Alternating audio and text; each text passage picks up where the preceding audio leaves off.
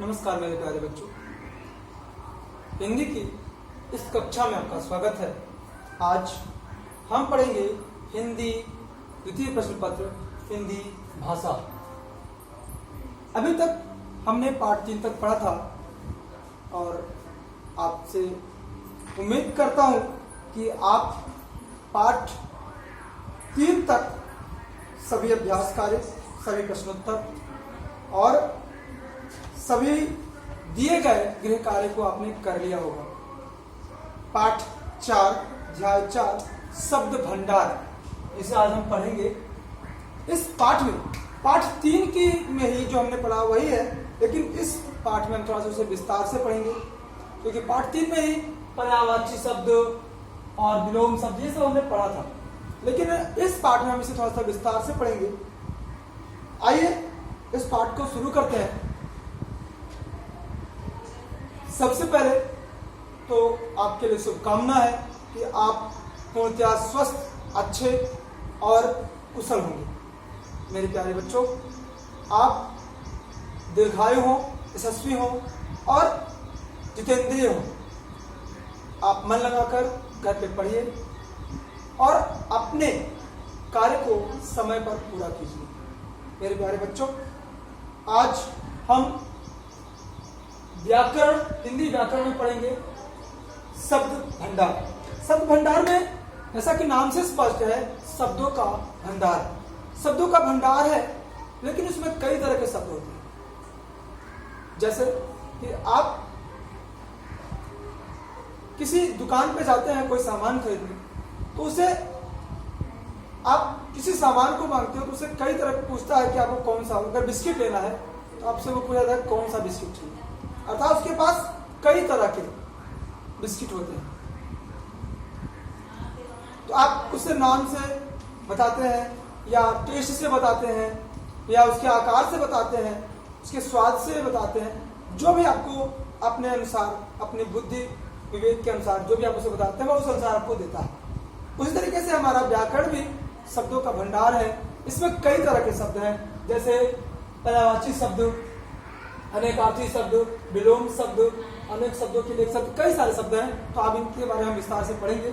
आते हैं, पहला है पर्यायवाची शब्द। पर्यायवाची शब्द हालांकि हमने पिछली कक्षाओं में भी पढ़ा है, सुना है, लेकिन सोचने की बात है कि पर्यायवाची शब्द कहते किसे हैं। तो आपको परिभाषा याद ही होगी, नहीं याद होगी तो मैं आपको एक बार पुनः उसे दोबारा से याद करा देता हूं। समान अर्थ का बोध कराने वाले शब्द पर्यायवाची शब्द कहलाते हैं। समान अर्थ का बोध कराने वाले शब्द पर्यायवाची शब्द कहलाते हैं, जो समान अर्थों का बोध कराए। अर्थात जैसे हम कोई शब्द लेते हैं, मान लीजिए हम आते हैं दिन। दिन शब्द है। अब दिन शब्द को कोई कहता है दिवस, कोई कहता है वार, कोई कहता है वासर। आज कौन सा वार है, आज कौन सा दिवस है, थोड़ा सा अटपटा लग रहा है। शब्दों के अनुसार हम वाक्यों के अनुसार शब्दों का प्रयोग करते हैं। तो एक ही शब्द समान अर्थ का, एक ही अर्थ का बोध कराने वाले जो अनेक शब्द हैं, उन्हें हम पर्यायवाची शब्द कहते हैं। इन्हें हम समानार्थी शब्द भी कहते हैं। जैसे हमने आपको उदाहरण दिया कि दिन को हम दिवस, वासर, वार भी कहते हैं।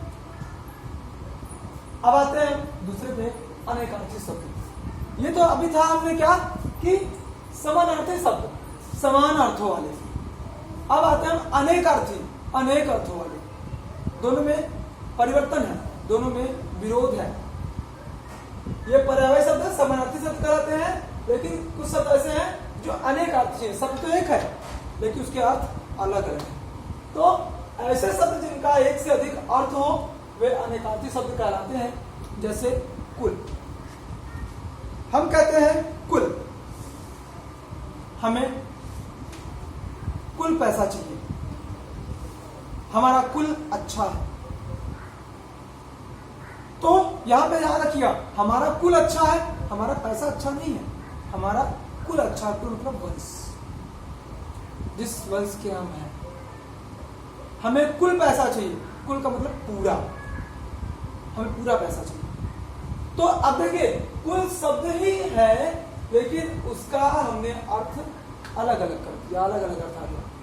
तो ये शब्द कहलाते हैं अनेकार्थी शब्द। ऐसे शब्द जो एक ही शब्द हो लेकिन उसका अलग अलग अर्थ हो लेकिन अलग अलग वाक्यों के अनुसार। और भी कई सारे शब्द हैं जैसे गुण, गुण माने विशेषता भी होता है, गुण माने स्वभाव भी होता है और गुण माने कौशल भी होता है। जैसे अर्थ, आपका अर्थ क्या है, मतलब आपका प्रयोजन क्या है, आपके कहने का मतलब क्या है। अर्थ माने मतलब, अर्थ माने प्रयोजन, अर्थ माने धन। हमें अर्थ, आर्थिक समस्या, आर्थिक माने धन की समस्या। तो शब्द जो है वाक्यों के अनुसार उनका अर्थ से परिवर्तन होता है। ऐसे शब्द जिनका अलग अलग अर्थ हो वे अनेकार्थी शब्द कहलाते हैं, जिनका एक से अधिक अर्थ हो वे अनेकार्थी शब्द कहलाते हैं। आगे है विलोम शब्द। जो शब्द परस्पर विरोधी अर्थ देते हैं उन्हें विलोम शब्द कहते हैं। यहाँ पे शब्द युग्म कहना उचित होगा, शब्द युग्म हो, ऐसे शब्द युग्म जो परस्पर विरोधी अर्थ देते हैं। चूंकि आपकी किताब में परस्पर शब्द का प्रयोग किया गया है लेकिन यहाँ पे हम शब्द युग्म कहेंगे क्योंकि दो शब्दों का जोड़ा होगा जो परस्पर विरोधी अर्थ देते हैं। यहाँ पे हम शब्द युग्म कहेंगे। तो ऐसे शब्द युग्म जो परस्पर विरोधी अर्थ देते हैं उन्हें विलोम शब्द कहते हैं। जैसे हार जीत, हार का विलोम जीत होगा और जीत का विलोम हार होगा। तो ये शब्द युग्म हो गए, युग्म माने जोड़ा, ठीक है। और भी ऐसे कई सारे शब्द हैं जैसे हर्ष का शोक, शोक का हर्ष, खुश का दुख, दुख का खुश, खुशी, उपकार का अपकार, उपस्थित का अनुपस्थित, अनुपस्थित का उपस्थित। कई सारे शब्द हैं जो विलोम अर्थ होते हैं, परस्पर विरोधी अर्थ। इसके बाद है अनेक शब्दों के लिए एक शब्द। मेरे प्यारे बच्चों, ऐसे कई सारे शब्द होते हैं जिनका कई सारे शब्दों को मिलाकर एक अर्थ आता है, लेकिन अगर एक शब्द हम बोलते हैं उसका अर्थ स्पष्ट हो जाता है उन शब्दों से क्या आता है। तो वे शब्द क्या होते हैं, हमारे शब्द को संयोजित कर देते हैं, हमारे वाक्य को छोटा कर देते हैं। जैसे अगर हम कहें कि ऐसा व्यक्ति जो जानने की इच्छा रखता हो, अभी तो एक वाक्य बन गया, कई सारे शब्द इसमें जुड़ गए, तो इसका एक ही अर्थ आएगा कि वो सब कुछ जानना चाहता है। लेकिन अगर हम कहें कि ऐसा व्यक्ति जो जिज्ञासु या जिज्ञासु, तो सीधे एक कि वो सब कुछ जानना चाहता है। मेरे प्यारे बच्चों, वही है कि जब ऐसा शब्द जिसके अर्थ से अनेक शब्दों का अर्थ स्पष्ट हो, जैसे जो कभी न मरे, अमर, अगर मैंने कहा अमर तो इसका अर्थ आ जाएगा जो कभी नहीं था, जो कभी न मरे। ऐसे कई सारे शब्द हैं मेरे बच्चों, इनका ध्यान देना है, आपकी किताब में दिया हुआ है, मैं इस वीडियो के साथ में उसको भेजूंगा, आप उनको अध्ययन करिएगा, पढ़िएगा। और इसके अलावा समश्रुत, समरूपी भिन्नार्थी शब्द। समश्रुत माने सुनने में समान, भिन्नार्थी शब्द और भिन्न अर्थ, अलग अलग अर्थ वाले शब्द। सुनने में तो समान है लेकिन उनका अर्थ या समरूपी है लेकिन उनका अर्थ अलग है। जैसे धारा, धारा माने क्या होता है, पृथ्वी, और धारा माने जल की धारा। अंतर क्या हुआ, धा में अ की मात्रा हमने जोड़ दिया, दोनों में जैसे जोड़ा अर्थ परिवर्तित हो गया। ऐसे ही अंश, अंश माने होता है भाग और एक अंश माने होता है कंधा।